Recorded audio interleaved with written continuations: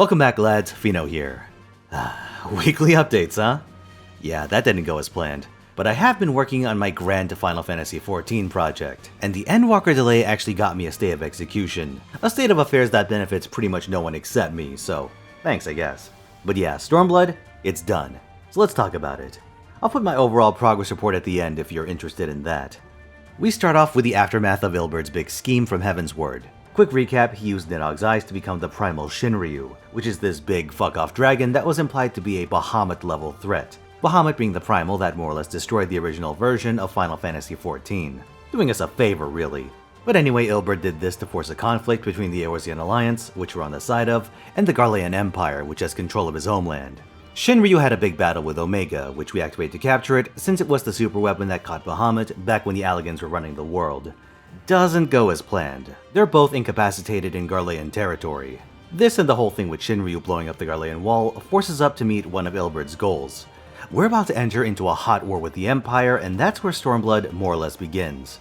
Omega promptly disappears from the main story, but has a series of raids that I haven't been able to try since I need to bomb rush Shadowbringers. Shinryu, though, will have cause to deal with in due time. The first new zone we enter is the Fringes, a transition area from the forests of Gridania to the more arid Girabania. I'd say it's low-key in this regard. You wouldn't be able to tell it apart from like Thanlan at this point. The area's defining feature is a deep river valley that, combined with the Garlean fortress on the southern bridge, blocks off access to most of the map's eastern half, at least for now. We don't linger long and quickly meet up with the ragtag Alamegan resistance in Vralger's Reach. It's like a hidden oasis town.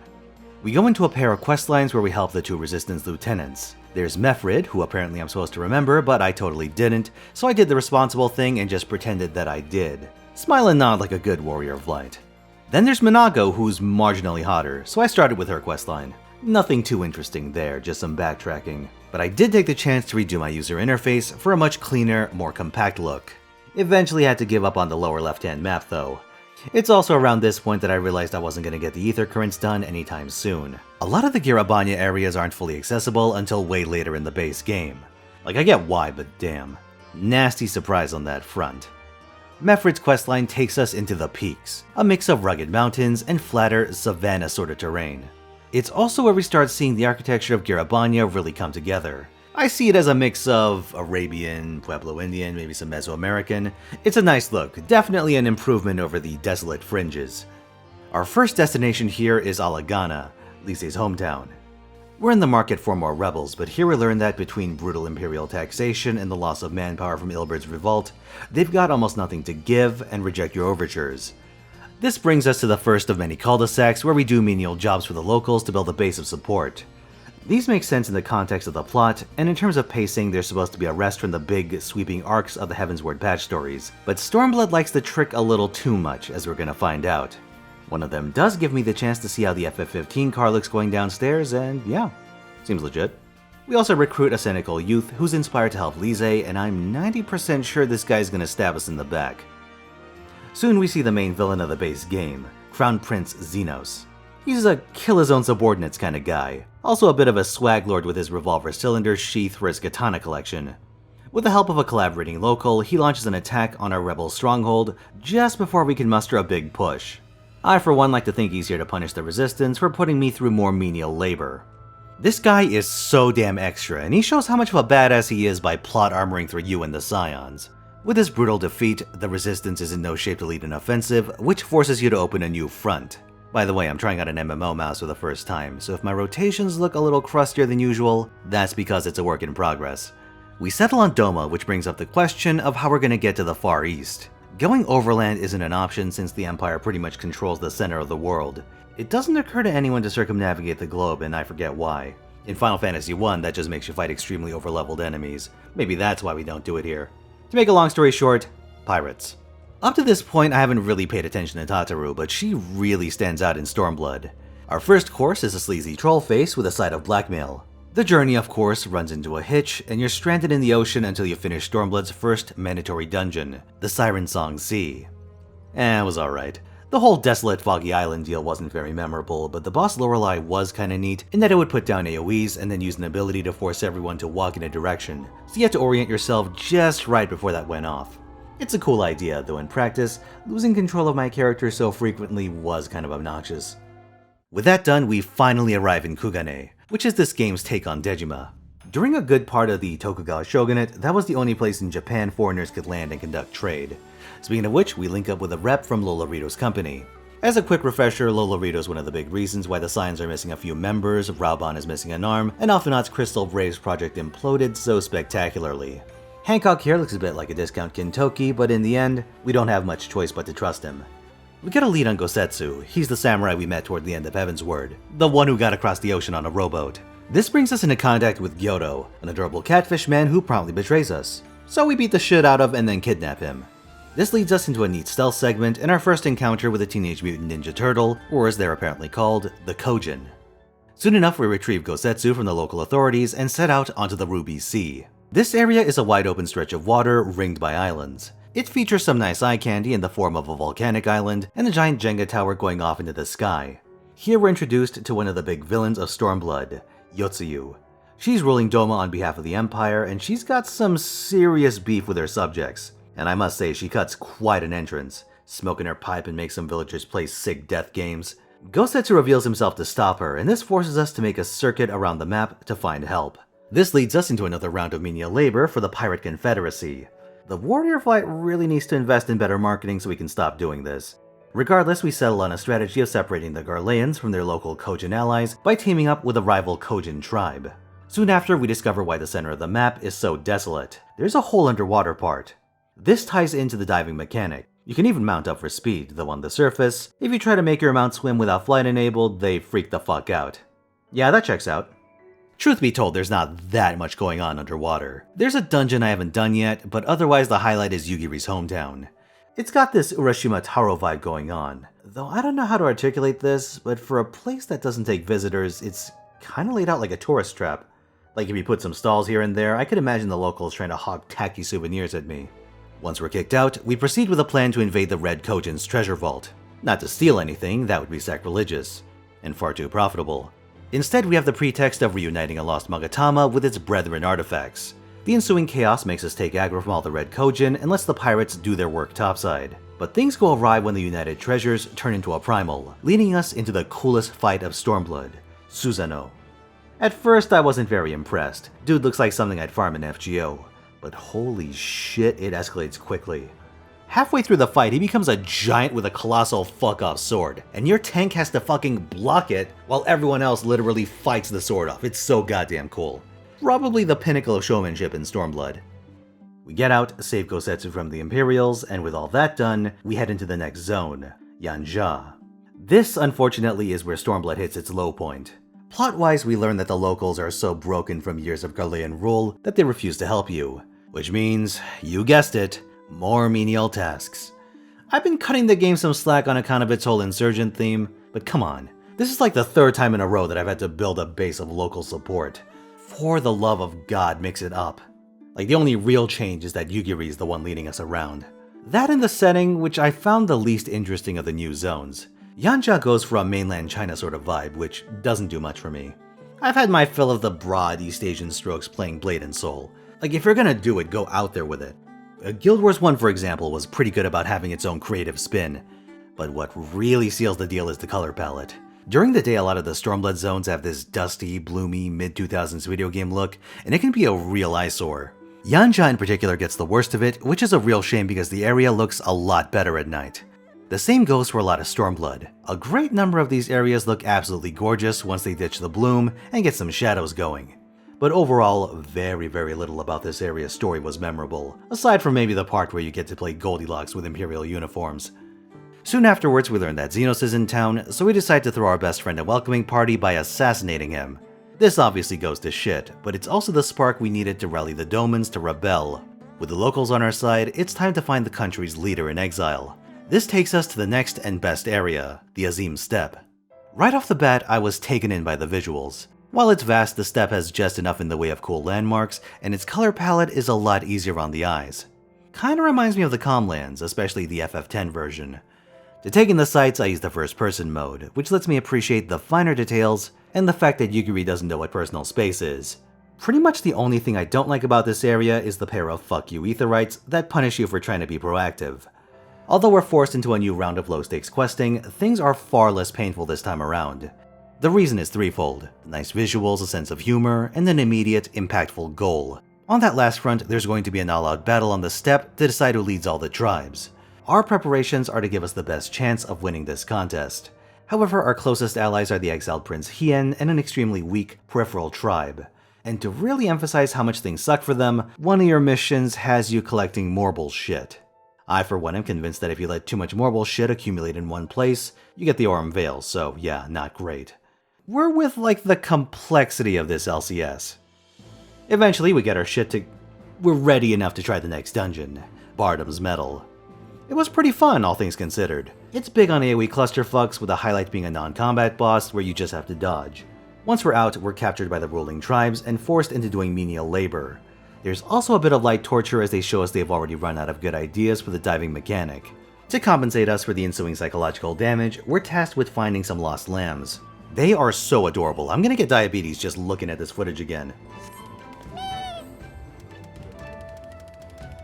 Before they let us go, we're tasked with spying on a rival tribe. You know the Dothol are hardcore, because they will take any and every fight that comes their way. They fight so damn much they're about to fight themselves into extinction. Their leader Sadu is absolutely fucking nuts, and once it's time for the Nadam, the contest to decide who rules the steppe, she enters the fray with a limit break. Things only escalate from there as you have to fight both her and a rival leader Magni. He tries to maul you with his crab titan axe and is by far the lesser threat. Once they're taken care of, you're the big boss and you have a steppe confederation at your command. That's pretty damn cool because in actual history, anytime a confederation actually made it off the Asian steppe, terrible things happen to anyone in their way. Oh, by the way, the footage from this point onward is from my streams, which is why chat's in the corner. 10 hours for the rest of base Stormblood and 10 hours for the patches. 2 sittings over 2 days. Suffice it to say, it was exhausting. A side note, it was around this time I figured out that Lise was rocking a Nadia cosplay. Food for thought. Oh yeah, here's some footage of Elusive Jump acting real strange with long cliffs. We rally the troops for a final confrontation with Yotsuyu, and with that out of the way, the lads in my free company join me for the next dungeon, Doma Castle. Unfortunately, it's not all that hype of a battle. Instead of Yotsuyu herself, you fight her baned up lackey. We learn about Yotsuyu's tragic past and why she gets off on torturing Domans. Then she brings the castle down on us, forcing Gosetsu to literally hold the ceiling up to let us escape. Yotsuyu keeps fucking shooting him during this until she runs out of bullets. Gotta respect that kind of commitment, I guess. Silver lining is that neither of their bodies were found. I was absolutely sure either one of Yotsuyu or Gosetsu would survive what happened. Aside from the one exception, which we'll get to in due time, that's my rule of thumb. They aren't dead until you see a corpse. With all this wrapped up, we head back to Kugane, where we get the earth-shattering revelation that Tataru fucks. Something we'll have to think about sailing all the way back to Eorzea. Once we're back in Garabanya, we get the resistance back on track and finally capture that fucking bridge in the fringes, opening up the remaining ether currents. We're also introduced to the second primal of note, Lakshmi. Beware, she may look hot, but you can tell she's got some snake going on because she's real generous with the S's. Then we move on to the peaks where we get to explore the desolate southern half. In our time here, we learn that Kryl, who was captured by the Garleans, is being used in some weird experiment to make Fortula a badass. She's one of the locals who's on the side of the Empire. What happens from this point onward is kind of a mixed bag. We mostly drop the insurgent, raise local support routine and focus on larger military maneuvers, which is a good idea in theory. However, a lot of the scenes are in service of emphasizing cold-blooded Garlean brutality, which is a bit of a tired theme as it is. Like, we get it. At least we get to see Estinian fucking dive bomb a giant cannon. That's badass. Also, Conrad dies. Who's Conrad? Doesn't matter. But he makes Lise the new resistance leader, which means it's time for the most naive scion to enter the realm of high politics. Lise's growth is a running theme in Stormblood, and while she's undeniably more mature by the end of this expansion, I kinda feel like the whole process was a bit tedious. Speaking of tedium, the next dungeon is Castrum Albania. There's nothing overtly wrong with it, but you do enough main story roulettes and you'll be sick to death of Garlean architecture. Castrum Albania doesn't have enough charm to overcome that. Afterwards, we're brought into Stormblood's final area, the Locks. I don't know if this zone is cool, really damn annoying, or both. By all accounts, it's a bitch to navigate, with several ether currents being in exceptionally obnoxious places. One, for example, is visible near the start, but requires you to go across the entire map to access it. Thankfully, I had some help from the old free company with my lads Ixer and Mystic Knight taxiing me around. But man, looking at it from above, the place has a lot of neat set pieces. The ruins near the lake, huge random staircases going up to ominous buildings, and the city of Alamigo itself. There is a lot of eye candy to enjoy. In this area we meet up with the cynical youth from earlier who A, gets a name, and B, turns out to not be a rat. Twist of the century. Guess I owe Mr. Whiskar an apology. With his help, we sneak into Alamigo from an underwater passage. It's a cool mission in concept, starting as a stealth segment and going into a full-scale invasion with street fighting everywhere you look. It culminates in the battle with Fortula, and I have to admit I dragooned it pretty hard. Fortula likes her AoEs, and I may have gotten instigated by jumping into a few. This sent me all the way back to the stealth section, which was a bit less fun the second time around. With Fortula down, we rescue Kryl and learn that the Garleans have a process to give people an artificial echo, which is more or less the source of our own superhuman reflexes. Soon after, we launch the final invasion of Alamigo proper, with Hien and the Domans showing up to help. Alamigo is the final dungeon of base Stormblood, and they go all out. You fight your way through the streets and Garlean fortifications, and if you look around, you can see all of your allies carrying out their own battles on side streets and on the other sides of barricades. The idea is that you're blitzing through to assault the throne room, and it just keeps escalating the excitement. This culminates in a battle with Xenos himself, and the previous unwinnable fights have trained you to learn his AoE patterns. But it ain't over yet. You follow him to a rooftop menagerie where he reveals his trump card, Shinryu. Then he uses his artificial echo to fucking possess it, which is absolutely bonkers from the perspective of escalating Stormblood's main quest. But it does feel like a bit of a downgrade for Shinryu itself. Like, I get it was weakened by Omega, but given how much drama there was around its birth, it's a bit anticlimactic to have it reduced to being little more than Xenos' pet/scale suit. But now it's time for the final trial, and it's decent. In terms of theatrics, it doesn't quite measure up to Knights of the Round, but it's a lot harder. I had no idea what I was doing, so I died a lot, most embarrassingly by jumping off the platform into the water spout. Thankfully, Xenos, true friend that he is, opts to draw attention away from my abysmal gameplay by killing himself. What a bro.